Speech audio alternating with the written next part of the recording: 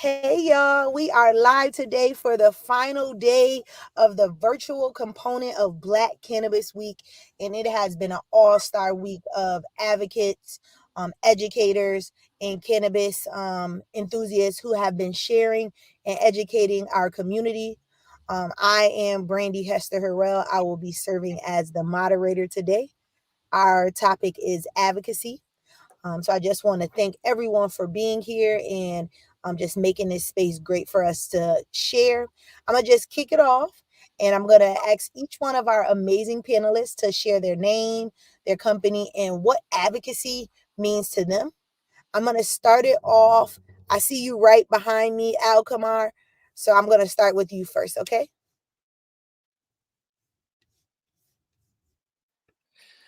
So, all right. Thank you, Brandy, for that, great introduction.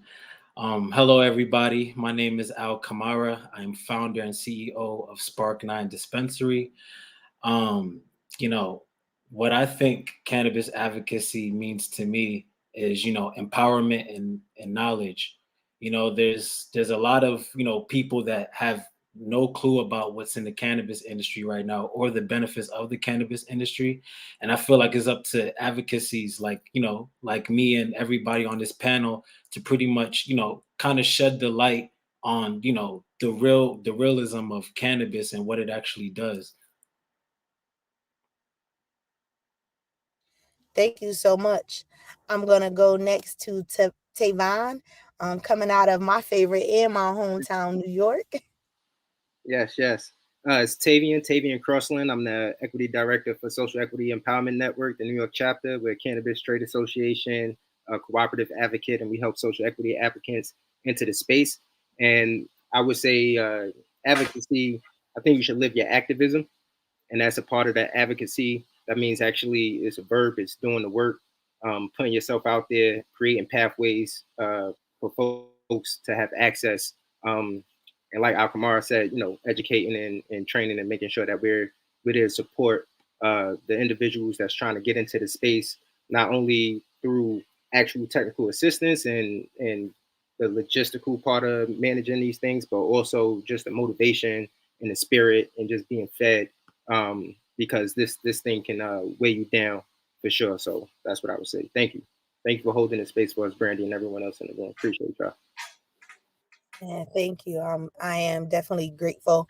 Last but not least, I love that we have a female advocate on here. I love the masculine energy, but I appreciate when we are able to show up in this space because we are always there. So, Lawan, I'm going to let you introduce yourself and share with the community all you are. Thank you so much, Brandy, and thank you for having me. And I'm Lawan Shriveling. I'm the founder and CEO of Shrivel District LLC. And I created that brand because I wanted to assist in breaking the stigma on cannabis and just highlight the beauty in it. So I infuse everything, but what you see is like my food. So everything is beautiful that I make with cannabis. I want to let people know that, hey, we're going to break these stigmas and normalize this like it's anything else, but it's a healthy normalization versus something to keep you intoxicated. So I just promote, and that's why I'm here.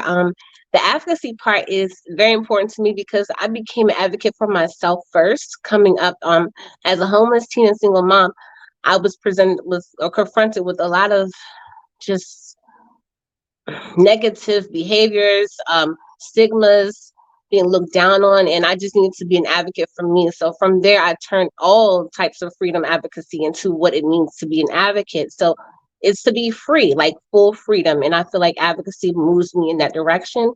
So for anyone who feels like they're being hindered and you want to fight for something, that is being an advocate. So fight for yourself first. I fight for my family, my children. I'm a parent advocate and just also a cannabis advocate. It's just very, very important to me for people to understand the foundation, to understand why we have these prohibitions. And once you fight those prohibitions, and then you're just going to become an advocate for everything. So that's why advocacy is important to me.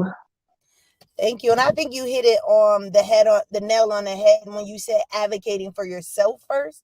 I think what's most important, when I came into this, I'm an educator by trade. So when I think of my work, I had to and I had to unlearn, but also heal the parts in me that my community made me feel the plant was wrong, because I was sick and I'm like, wow, I feel bad for, you know, being in this space. I felt bad for what it meant to kind of show up in that way. So I just want to own that. That definitely was real. That definitely was happening. And when you said that, it just kind of struck a chord with me. Like, how do we teach people to advocate for themselves as you would advocate at the doctors? And oftentimes I found it very difficult, especially, I have an autoimmune disorder. And when I went into the doctors, as soon as I say that I'm like, use cannabis, does that negate everything else that I've done? Like, and if you have the wrong doctor, he's like, well, is that the only choice? And I'm like, excuse me? Like, I don't want to be around someone or in situations where I have to convince you of my medicine and what that looks and feels like for me. We're going to kick it off with our first question and really dive into the intersectionality of cannabis advocacy and social justice movements. Can you discuss from your perspective how you have seen a intersection between cannabis advocacy and social justice movements? Are you asking me first? It's like an open conversation, so feel free Okay, to like tune in. I don't want you to feel like it's only just one I person. got you. Well, I'll go ahead and respond since we're already in the conversation. Cannabis advocacy falls in line with social justice movements and causes because of the prohibition of the plant. It was based off of racism and greed. Social equity movements are here to combat racism and greed. The country was founded off of lies, racism, murder, and greed and hatred. So, I mean, when you just had enough of the disrespect, um, you just you crave to learn, right? And craving that learning, you learn about like the Black Panther Party, you learn about Fred Hampton, the MOVE members, and all what this government has done to people who were trying to fight for freedoms. So with that falls into cannabis prohibition. So it was prohibited back in 1937, and you research the foundations of it. It was really based off the fact that people in government were not happy that ethnicities were commingling. I mean, that's what it boils down to. We were having a great time commingling with each other and breaking the racism stigma. So from there, also they learned that they can also make money with the timber company and like X out of hemp. So if they cross hemp out, then they have the wealth through the newspaper. They can push this propaganda through the newspaper and make money, and also build this prison system. So it just all aligned, right? How we're living today because of the prohibition. So I think all movements, even including women, like the women's suffrage movement, everything aligns with being free, like I said at the beginning. So you just have to just everything that makes you feel free, and that's everything that's like wrongly put on you that it's wrong. So you just want to correct those wrongs. Hey, if you don't mind, I'll jump in here. I think everything you said is right on point. It is a matter of racism, and the thing that where cannabis advocacy and the intersectionality is so poignant is I see cannabis as poetic justice. Is one of the areas. It's one of the ways in which the state went about uh, oppressing us. That's unambiguous.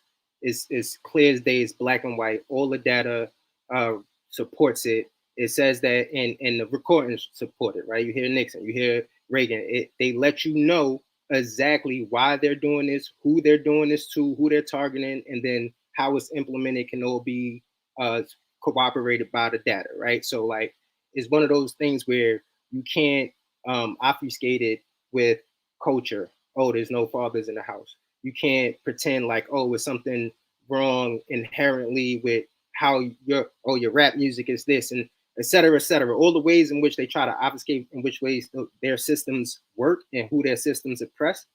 This is one of those places where it is clear as day. And so we get to use this as a wedge, because if you look at where those arrests happens, what communities those arrests happens in, it overlaps on all the social economic depravity that we see in our community. It overlaps with food apartheid. It overlaps with undereducation, malnutrition, et cetera, et cetera. It overlaps with all of these things. So the intersectionality is just that, right? Like all of this is built on anti-Blackness. And the anti-Blackness informs these systems, and the mechanisms in which are used is pluralistic. It's so many that you can't count, right? Like cannabis, for me, like I said again, though, is that key point that is unambiguous, where we have no confusion about why you did it, how you did it, who and where the harms were at, and how we need to reverse that, and give reparations, restitutions in that way. And that's basically what we're talking about. And before I end, since I said the word reparations, it's important for me to specify our main assets. I see reparations as an asset class. 40 acres and a mule is not capital. It is not money. It is not monetary. It is assets. If you think about white privilege and what it does, it behaves as an asset, right? It gets you a house loan. It gets you certain entry into certain networks and communities, etc. So when I say reparations, I mean assets in the asset class and that sort of growth strategy. But yeah, thank you. Man, come on. That's what I'm for real though. An asset. We talk about how do we see ourselves as the asset as well. Who's willing to, if we saw ourselves as the currency, I think that will move a lot of the advocacy movements too a little faster. I think sometimes because we don't have the financial capital, we can see ourselves in this intersection. Not, I see so many people doing powerful work, but sometimes, that's why Black Cannabis Week kind of came about, because they recognize that there are so many Black people that are innovative in this industry that we're not celebrating. We know the harm, but we're not seeing ourselves as the currency, like you said, and being able to move in that direction. I want to, before I go to the next question, I want to provide you the opportunity to say something if you're like Al Kamar. Yeah, definitely. Number one, I believe that us as people of color, we are social equity. Just to kind of touch on a little bit of what Tavian said was, they use this propaganda and stigma to pretty much remove the black man out of the household. And when you look at the percentages of how many blacks are incarcerated for cannabis, it's crazy. I've worked with people in the cannabis industry that's, been arrested for cannabis, that actually have a felony for cannabis. And, and they still figured out ways to, kind of make it work in the industry that we are in New Jersey because of the shift that we're taking. But just like entrepreneurs like myself, that was arrested for cannabis, the best thing I did was, tell my story. Getting arrested 5 times in 1 year, from 5 different towns, and and going to jail back in 2017. My thoughts of serving my time in county jail was just that, every black man goes to jail at least one time, and I feel like that's the stereotype that mentally kind of destroyed the black man's thought for generations. My father, his father, and at that time, with me going to jail, I was just thinking that it was just me paying my debt to society, but I just kind of kept doing what I was doing, and stuck to my true. And then God just works in mysterious ways, man. Like He helped me to get my license. I'm on the verge of converting to an annual, and I just feel like everything kind of is happens for a reason. You just got to trust the process.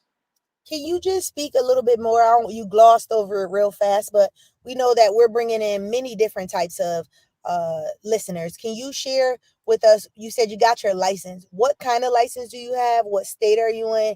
And what does that actually mean when you say you're converting your license? Before we move on to the next question. Okay, cool. So I'm based out of New Jersey. I'm representing for New Jersey Cannabis right now. Um, I have a Class 5 retail dispensary license, so I'm soon to open up, a black-owned dispensary out here in New Jersey, and pretty much the conversion process is pretty much like after you submit your application and you get your conditional license. That conditional license is pretty much like a permit for you to get the things that you need to pretty much convert into an annual and start to, be like a fully operational business. So, the conversion process of that, is just, kind of getting all your, parking in order. You have to make sure that you have a property, you have to make sure you have proper funds. So, it's very a complex process, but with the right people on your team, you can definitely do it for sure. Thank you so much. I think just being able to, I think a part of being an advocate is also being able to effectively tell our stories, because once you're able to tell your story, it allows, you can't dream of being something if you've never seen it. So that's why I wanted to slow down to acknowledge that, because what you're doing is a part of our story. And when I think of the textbooks I want my nieces and nephews reading, I want them to see what it actually looked like for a Black man to be arrested for cannabis and take that same energy and put it into now being a license holder. I'm not saying the journey is easy. I'm not saying that it is always fair, but I always tell somebody, you've been Black in America your whole life. How you getting mad about what's happening in the industry? I don't care what happens. I ain't going nowhere. You ain't leave America yet. Nobody got up and left America, and they did a lot of stuff to us. I'm just being real. So that leads me Right. into our next question. When you think about your own communities, because you all are in different regions, we have DC being represented, Jersey, and New York. How have you seen the cannabis industry play a role in addressing historical injustices and disparities caused by the war on drugs? And what has that looked like? Do you think like it's been enough? What would you like kind of say needs to change or shift when you're thinking about what's happening in your actual localized community? And it might be nothing. So just say I can go if you want, or Lawan, you can go. It doesn't matter. I, let me know. we're both like kind of on the same, but congratulations to you as well. You and Tahir doing great things in Jersey, so congratulations on that. Thank you. Um, That's a personal friend of mine. Tahir's here in Maryland too, so I first met him in 2019. So yeah, I'm really really proud of you guys. For Maryland, they have a fund set up to address the disparities, they say. But there's been for people who are paying attention, there's conflict with the zip coding and what they will classify as a time period for 20 years. I don't think that 20 years goes back far enough, because we're talking about something that's been prohibited for 80 years now. So to just think that 20 years back is going to cover the disenfranchised and disparities, to me, it doesn't suffice at all. So we do still need people to advocate for that and fight, especially also dealing with the social equity clauses that came into play for the dispensary rounds, or excuse me, the licenses to open up, which is happening now. Um, if you didn't attend public school for 5 to 10 years, it excludes you from being considered social equity. So they're not thinking about the people who may have went to school on scholarship because they don't want to go to the neighborhood schools. So their parents made a way for them to attend private school on scholarship, but they're still living in these disenfranchised areas, and so they're not included in social equity. To me, a lot can be done on that front to really look at people who they're excluding, and for families who are like parents who are raising kids single because their dads are incarcerated or they've been murdered because of the war on drugs. They don't include those parents or families, and so I think that has to be mentioned more than once so people can understand it's a problem. For me as a single mom, I was a single parent. I'm married and stuff now, but I was a homeless teen mom, and without my husband, I wouldn't qualify for social equity applications in Maryland. wow. I mean, just the first of all, the fact that you're even able to tell your story as a testament, but also be able to recognize, hey, I have been in those communities, but based on how the law is written, which is when we get into that civic activation, which is why I think it's important to have these conversations. People are wondering, like, why are people always pushing me to vote or to figure out what's going on in the news? Because it's one line, it'd be one line in the policy. And the next thing you know, you're like, whoa, it had that impact on us. So just like what you're saying, I'm like, dang, somebody should have put a comment on that. That's all I could think. Like, whoa, we should have fought a little harder to be able to say that. But now that you know that, you can now continue to advocate for change? I'm gonna go to the next voice.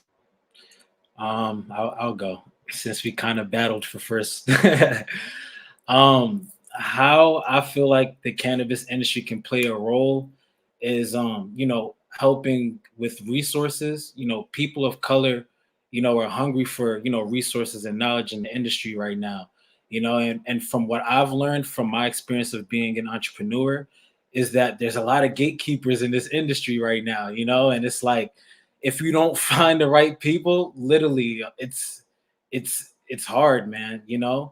And I also feel like, the likelihood of, helping somebody that has a cannabis record to actually get a job, because just like I mentioned it before, I know somebody that has, a felony in cannabis, and he was able to make his way into the cannabis industry. So, if we could find a way to, help these people that actually, were incarcerated for cannabis get into the cannabis industry, one, it'll spark up a lot more ideas because, you're talking about legacy people here, man. The most golden people in this industry is legacy people, man, and it's just kind of just getting them back in order, and I also do feel like, and this is something that I'm planning on doing, is kind of having a designated area in your dispensary that kind of focuses on, helping people get their records expunged, no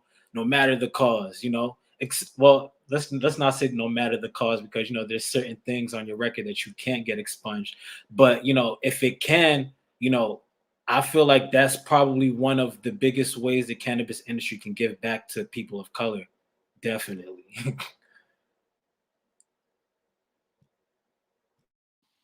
Yeah, I guess I'll jump in. I think as far as restitution goes, it's a high bar. It's like 20 years is not enough. It's more like 80, right? The generational impacts, can't be overstated.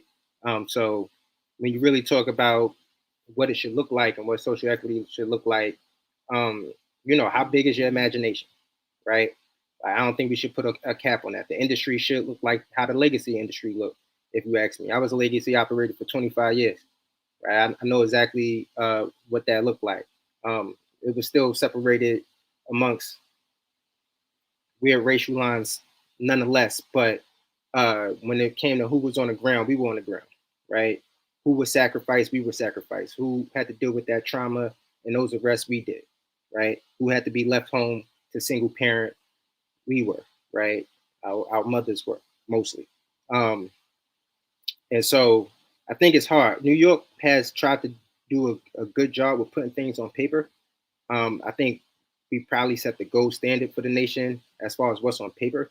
What you come to find out, the closer we get to the actual rollout, is that these systems work, right? And all of the things we have on paper are still being massaged in ways where you may not actually be able to come in, or the way you're able to compete isn't what they had it initially started. Even the social equity distinction, as far as it's defined by the state, is pretty broad, right? It's communities disproportionately impacted, so Black and Afro Latin people mostly, but then you have distressed farmers, disabled veterans, minority women-owned businesses, and when you start getting to that, it's always a chance for the intended outcomes being subverted by unintentional consequences. So, like, you think about uh, affirmative action, where white women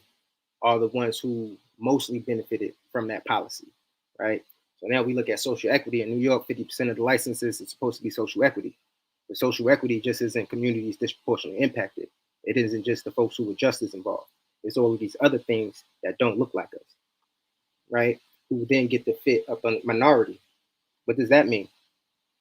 My man Al Kamara, you use people of color. You know, what does that mean? Right? I gotta ask myself, because when I look at the data, it don't say people of color, right? I think we need to name exactly who we're talking about: Black and Afro Latin people, right? There's the Black cannabis. They were targeting Black and Afro Latin people. It was built on anti-Blackness. It wasn't these other things. You know what I'm saying? And so I think we just got to be mindful, and we got to hold our elected officials and our governments to account when they say that they're going to do something. If it's a fund, if it's a a certain percentage that you're trying to hit with licensure, if it's a certain we just need to hold them accountable, because those things can easily backslide and be co-opted and kind of taken away, and all of the gains that we're looking to get for our communities and put into our communities can kind of be siphoned away from us if we don't hold them to account, and if we don't make sure that they actually put the funding and capitalization into those. Because we also have a community reinvestment fund in New York, right? But it's not capitalized. And so, all right, you know what I mean? That's fun, but what are we actually talking about? And so just like holding their feet to the fire, even if it was somebody you was in the trenches with, once they become an elected official, you then have to hold them to account. And then you hold them in account in love, you know what I'm saying? But nonetheless, it's still holding you to account to make sure that the things you say you were going to implement, you actually implement them. Yeah, I mean, it can look very different otherwise. Mr. Crossley, you know how to talk, because this is exactly where we're going next. Like, what things are you seeing going well when you think about advocacy and initiatives, and what strategies would you like to see happening? And I wouldn't say instead, I would say in addition, because I think what is happening needs to happen, but we also need to continue to move forward. And we have a few minutes left, so this is going to be one of our last questions. So I want you to describe what's going well, then also what we would recommend to kind of continue to see in the future. And we'll make sure voices. Yeah, I'll be real brief then. I think people of like getting out there, showing, if you got those community commentary periods, you got those in person, going to your capital, speaking to your elected officials, being able to let them know what's happening on the ground, how some of this language on paper is actually playing out in real life, and having that coalition, and again, that people power, the numbers, to actually show that there can't be consequences. There will be consequences, repercussions. The next election is right around the corner, right? If you don't actually go about doing the things you said you was going to do and supporting the grassroots and the advocacy work. Definitely, I agree with all that. But what people don't realize, because we don't talk about civics, is that like literally everything that you do or is allowed to do is a law, and it's passed by people that you elect in position.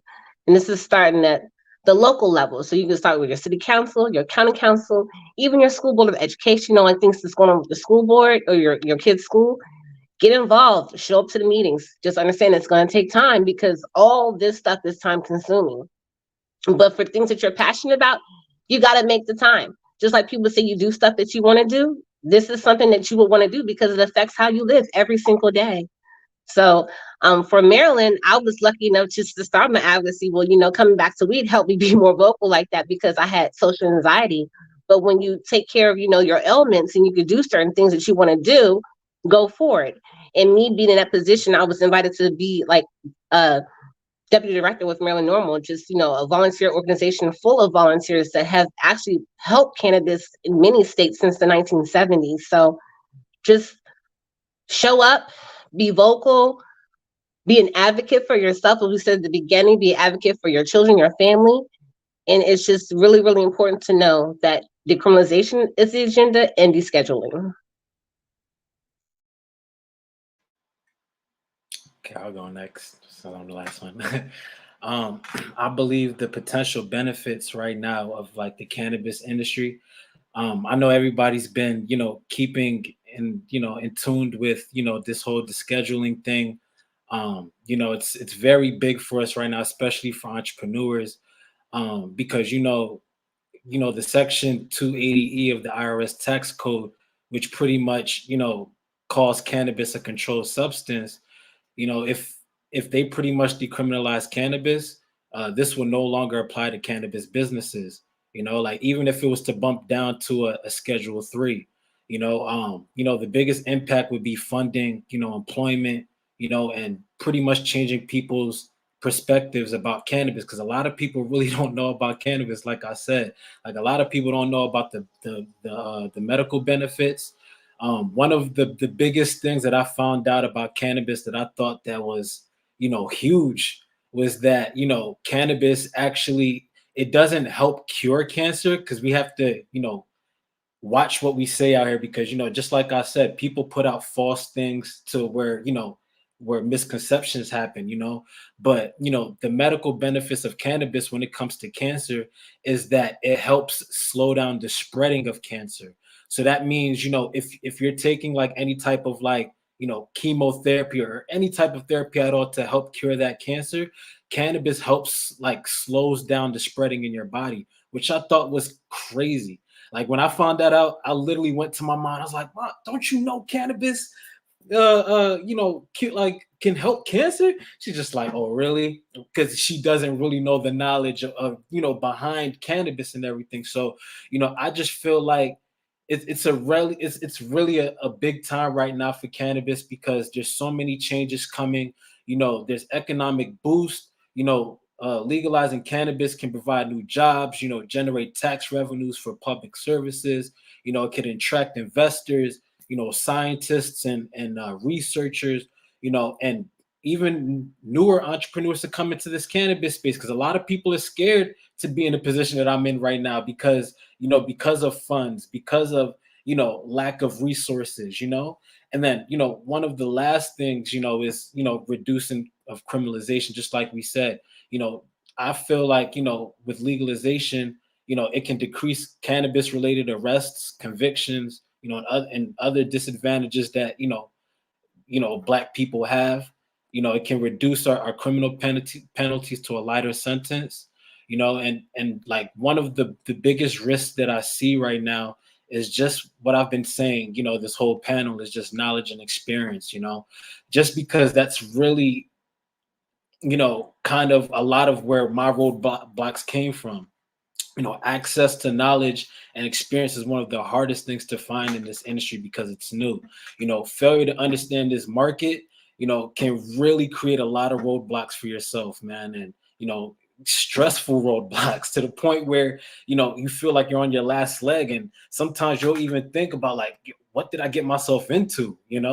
But the most important thing to know is just to know that there's sharks out there, just like there is in every business. They're after your money.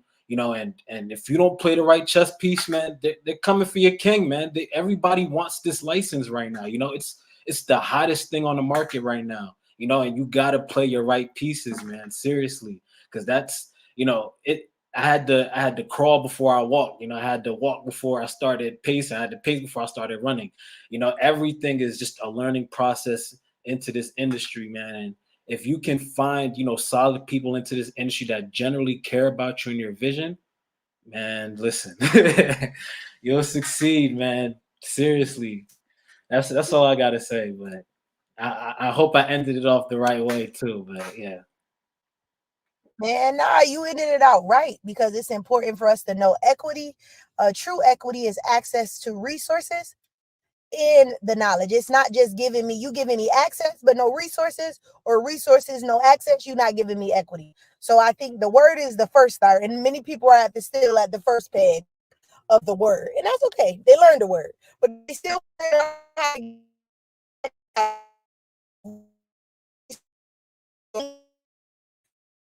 important to know we're not asking for that. Opportunities like this remind us that we deserve to be in this industry, um, not just for the now, but for the long run. So I just thank the advocates for bringing it back to the community, bringing it back to your families, because without you guys, I would not be able to do this. So thank you all for being a part of today's live stream. We are just grateful to have you. Thank you for everybody in the comments. If you are here in the Philadelphia area, we will be here kicking off the Policy Summit tomorrow, Cannabis Opportunities Conference. It is going to be a spectacular. If you're not able to be here, Senator Street will be streaming live from his website, and I will share that out with everyone in an email. And if you're registered on the Eventbrite, you will get that. Thank you all and talk to you later. Thank you. Thank you. Wait. Let me just say one more thing. Thank you. Can everybody just take a time to follow me on Instagram? African underscore Civics. Definitely. My business Yeah, page. most Plug, plug, definitely. plug. I Let's got give our information this is out. live. This is live. We There you gotta, gotta we do it. There gotta you make go. use of this right now. Like people is I watching. I am link bio Stribbles. You can find all my socials there. I just also wanted to say one last thing before we get out of here. The importance. Um, I'm sorry, I just lost where I was at. The inclusive and diversity thing I wanted to say something about because I really don't feel like the cannabis industry is diverse or inclusive right now. So to just please, please, please do all you can to be active to make sure that your voices are heard and our businesses support each other. Because like Al Kamara said, there are sharks out here, sharks who look like us and they don't want to support each other. They're just trying to take, take, take. So please understand that we have to support one another and help build each other up. Man, I think you said it best. That's the one thing Black Cannabis Week gave to me. It gave to me a community, man. I'm gonna be just real with you. It was different. It's tons of people in your neighborhoods and your communities, but this feel like a different type of family. And I am just grateful that my family continues to keep growing, and that we're growing and allowing the bridge. I told somebody we the fake drip. We're letting the next generation know what's next, but really, it's our kids, our nephews, the nieces, the engineers. I can't wait to say like, oh wow, like they're the next cultivators and geneticists, like, and they black, bruh. They black. Like I feel that feel different. So thank you to everyone who is serving as a bridge to our community. We need you. Continue to spread the message. Mila put her information in. She said if you need any press releases or stories to reach out. She was a speaker, but she's also Dr. Mila Marshall and doing so much work in this industry. So from the Cannabis News Weekly Cannabis Center, making sure that we're getting the information we need. So use the resources, like you said. She just dropped you a resource, so take that and make sure you continue to use that. I will see you all tomorrow, streaming live from the Policy Summit. Thank you. Thank you. Peace. Have a good No one. Well, problem. peace.